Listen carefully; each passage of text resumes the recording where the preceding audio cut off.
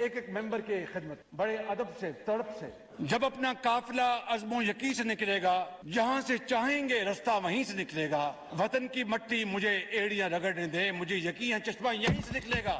System جس کے اندر ہم رہ رہے ہیں یہ کولیپس کر چکا ہے۔ ہمارے پرائم منسٹر وہ ہی از نون ایز اے ورکہولک، وہ 19 گھنٹے کام کرتے ہیں، نہ وہ سوتے ہیں نہ کسی اور کو سونے دیتے ہیں۔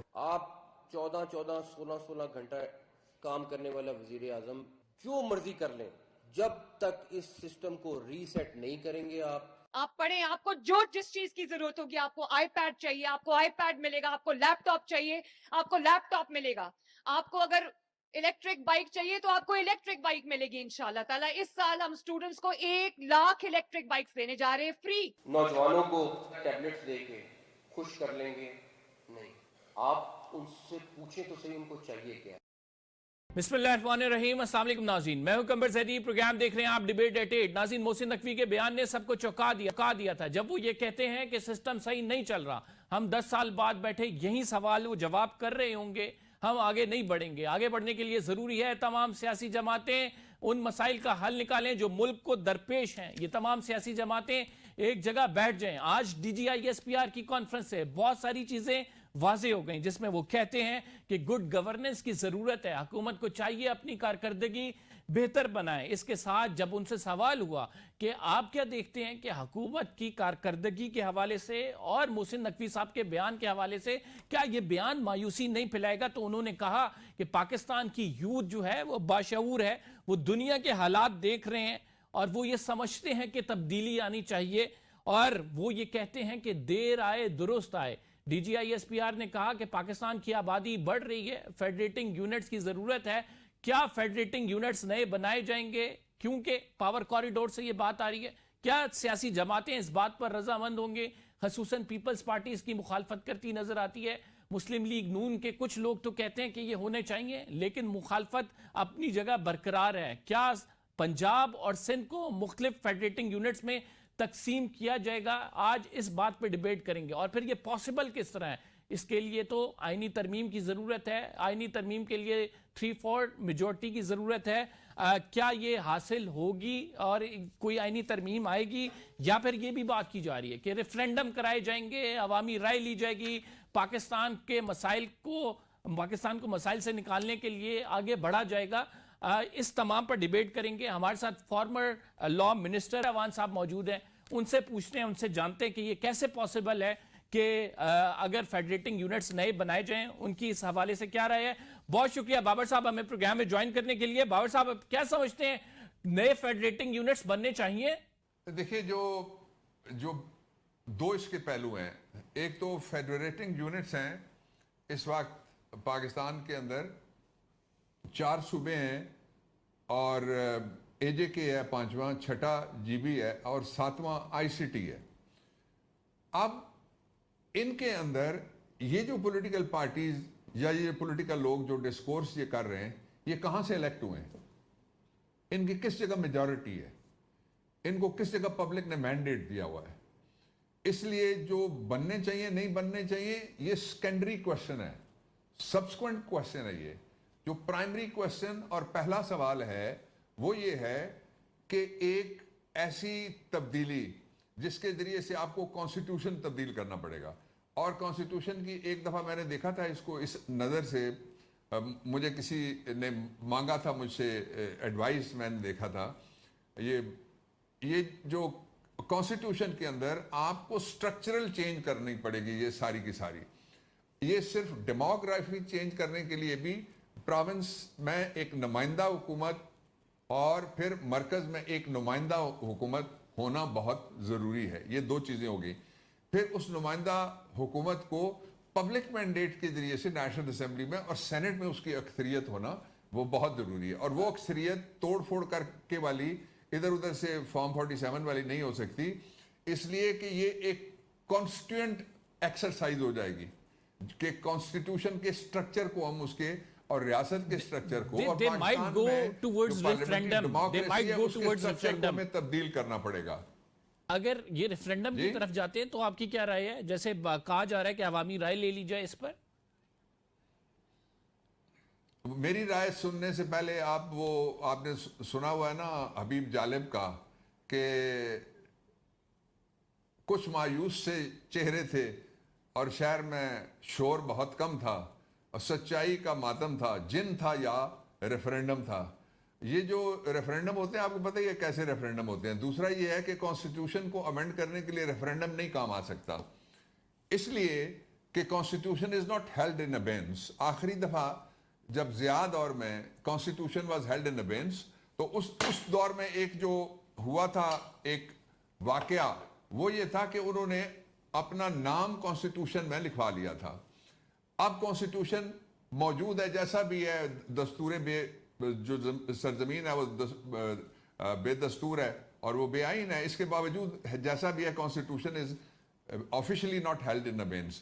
اس لیے 238 اور 239 238 اینڈ 239 یہ دو وہ کانسٹیٹیوشن کے آرٹیکل ہیں کہ اگر آپ نے ایک لفظ، ایک کوما، سیمیکولن، ایک لائن یا ایک آرٹیکل تبدیل کرنا ہے، انٹروڈیوس کرنا ہے، اومٹ کرنا ہے اور ایڈ کرنا ہے تو آپ کو 2/3 میجورٹی چاہیے. میں آخری بات کہنا چاہ رہا تھا پچھلے سوال کے جواب میں بھی کہ وہ عام اکثریت سے نہیں ہو سکتا. اور یہ تو اسٹرکچرل چینج اگر آپ کرنا چاہتے ہیں تو 2/3 میجورٹی کے لیے پھر آپ کو فوری طور پہ نئے الیکشن کی طرف جانا پڑے گا. آپ نئے الیکشن کرائیں. آپ کہتے ہیں ہمیں ڈسکورس میں شامل کرنا چاہتے ہیں، اس سے پہلے آپ نئے الیکشن کرائیں گے.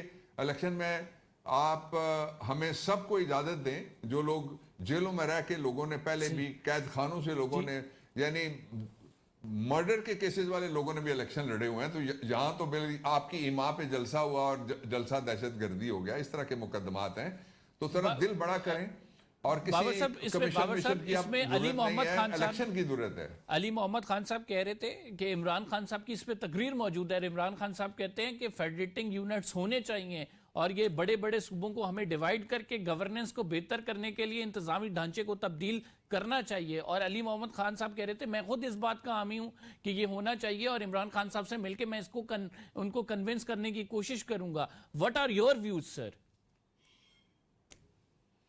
میں نے جو پارٹی پوزیشن ہے وہ ابھی نہ اس کے اوپر کوئی ڈسکشن ہوئی ہے اور نہ ہی پارٹی میں ایک گفتگو ہو رہی ہے کہ اس کے اوپر کیا کہنا چاہیے، کچھ کہنا چاہیے، نہیں کہنا چاہیے، انگیج کرنا چاہیے، نہیں کرنا چاہیے.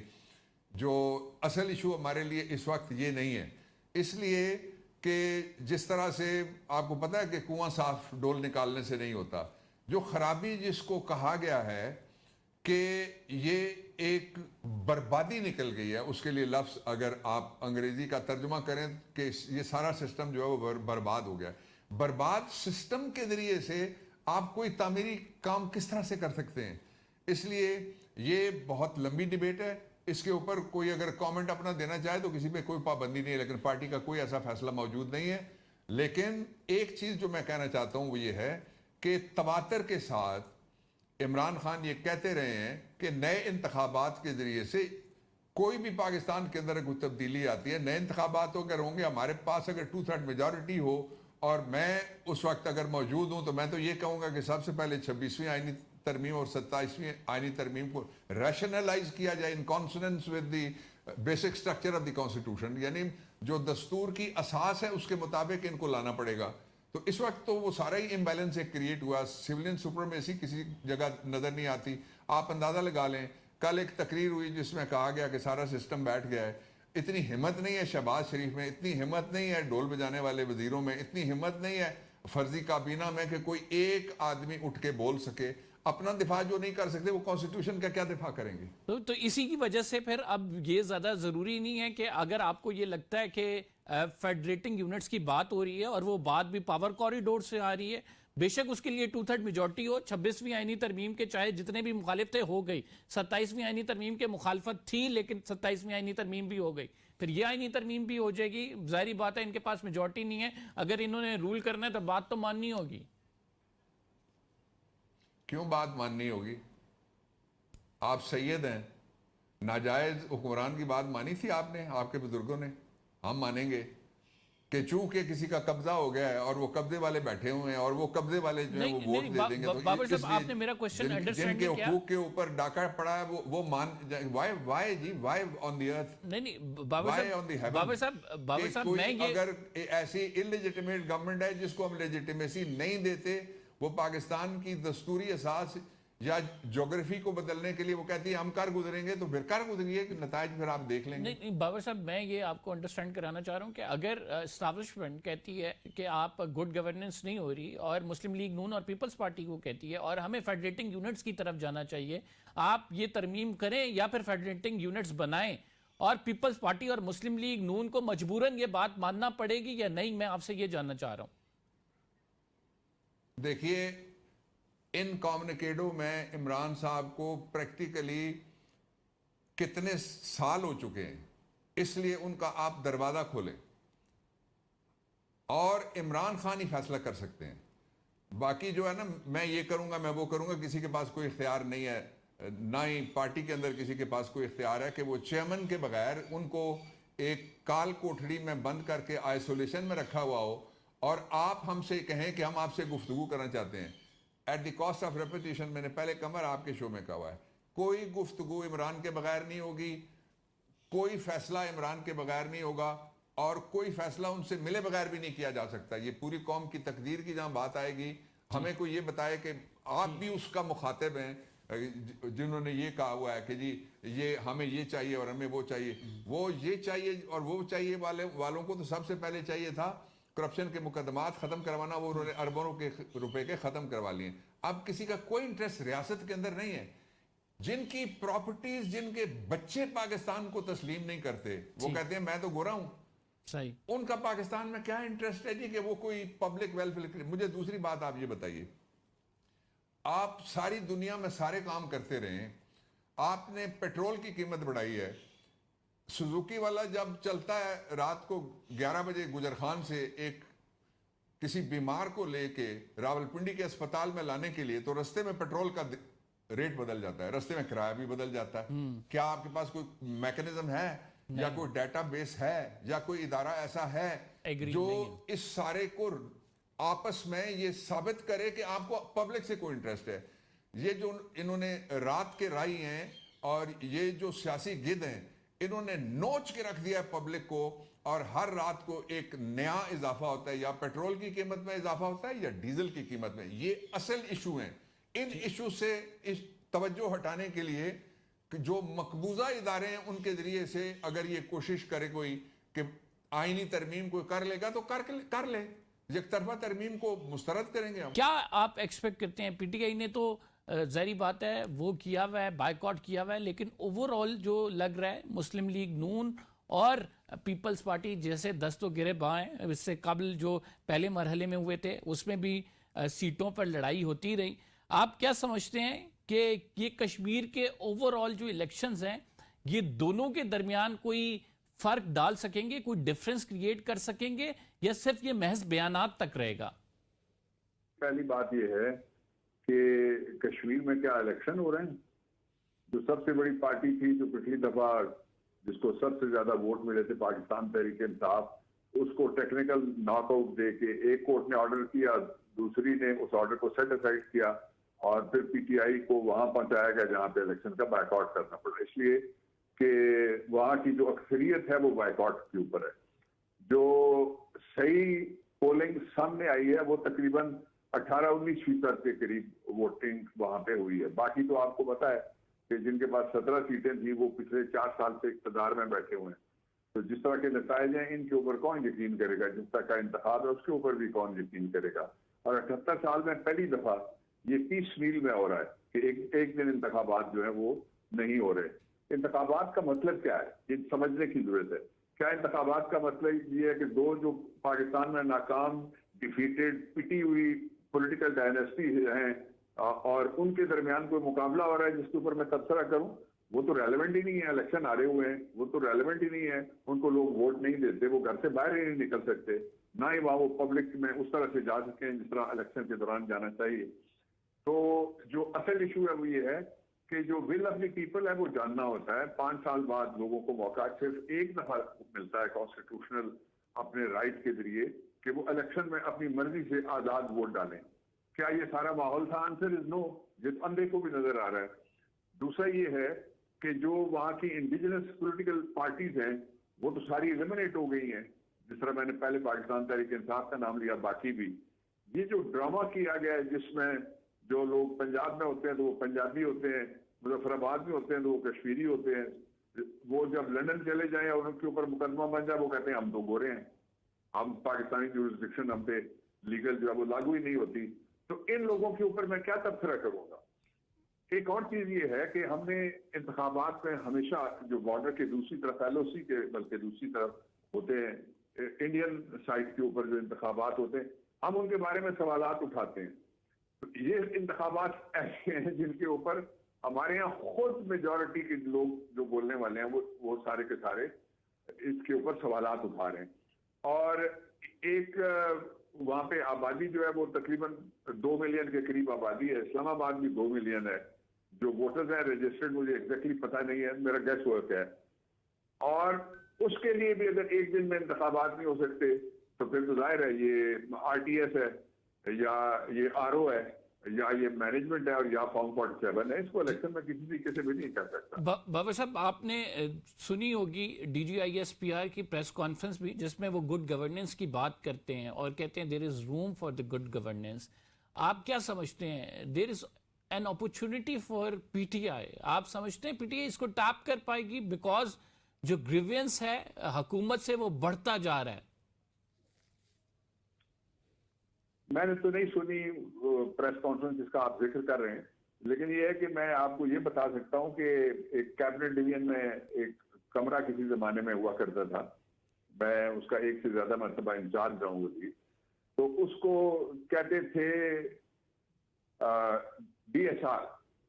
وہاں اندر جو ماحول تھا اس کا نام تھا, وہ ڈیسک سروسنگ روم ہوتا تھا. تو روم اگر کوئی ہے پالیٹکس کا تو وہ مجھے بتائیں کدھر ہے. کیا میں آپ کے شو کے ذریعے سے اسلام آباد میں 5 تاریخ کو جلسہ کرنا چاہتا ہوں, مجھے آپ اجازت لے دیں. اسلام آباد شہر کے اندر 2 جگہ جلسے ہوتے ہیں. یا جلسہ ہوتا ہے F9 پارک کے اندر جہاں ہم ٹریڈیشنلی کرتے ہیں, اور یا جلسہ ہوتا ہے اور بے شمار لوگوں کو اجازت ملی ہے پچھلے سالوں میں بھی, یہ جو جس کو ہم ڈی چوک کہتے ہیں جنا ایونیو کے اوپر. تو آنسر ول بی کہ جی دفعہ 144 لگی ہوئی ہے. کیا کوئی بندہ اپنی مرضی سے باہر نکل کے کسی جگہ کی کوئی مظاہرہ کر سکتا ہے؟ آنسر ہے کہ دہشت گردی کی دفعہ لگی ہوئی ہے. تو پھر وہ روم کہاں ہے؟ اس کے لیے ایک تلاش گم شدہ کا اشتہار دینا پڑے گا کہ وہ جو روم خالی ہے پالیٹکس کے لیے وہ ہمیں ڈھونڈ کے بتائی جائے, وہاں ہم جانے کے لیے تیار ہیں.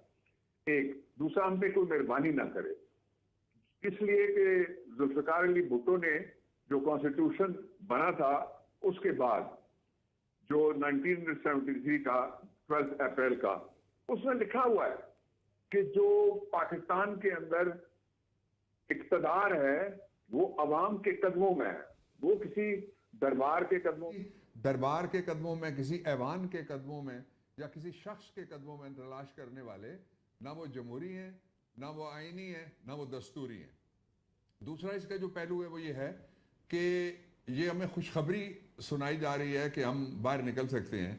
تو آج تاریخ ہے, آج پرسوں یعنی 1 ہو جائے گی اور 4 دن بعد جلسہ کرنے کی اجازت دیتے ہیں. لاہور میں بھی پاکستان تحریک انصاف جلسہ کرنا چاہتی ہے مینار پاکستان کے اوپر, جس کو ہم اقبال پارک کہتے ہیں. وہاں سب کو جلسے کی اجازت ہے سوائے ہمارے. تو اس لیے جو پولیٹیکل روم کی بات نہیں ہے, پولیٹیکل رائٹس کی بات ہے. جو بنیادی فرق ہے وہ یہ ہے کہ پولیٹیکل کوئی فیور نہ کرے, کوئی مہربانی کسی پہ نہ کرے. جو پولیٹیکل جسٹس اور پولیٹیکل رائٹس اور جو پولیٹیکل پاور ہے, یہ تینوں کانسٹیٹیوشن سے ایمینیٹ کرتے ہوئے رائٹس ہیں جو ساری پولیٹیکل پارٹیز کو ملنے چاہیے, باقیوں کو ملے ہوئے ہیں, اور ہم اس سے 4تھا سال ہے محروم ہیں. بہت شکریہ بابر اعوان صاحب. ناظرین ہمارے ساتھ موجود تھے پروگرام میں. ایک چھوٹا سا بریک لے رہے ہیں. We will be right back after this short break. آپ کہیں مت جائیے گا.